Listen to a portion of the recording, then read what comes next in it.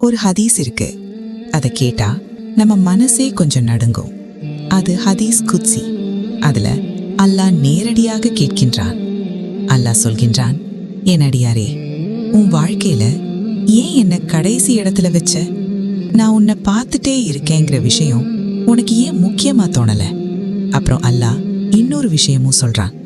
மக்கள் முன்னாடி நீ வெக்கப்பட்ட, ஆனா ஏன் முன்னாடி நீ வெக்கப்படல?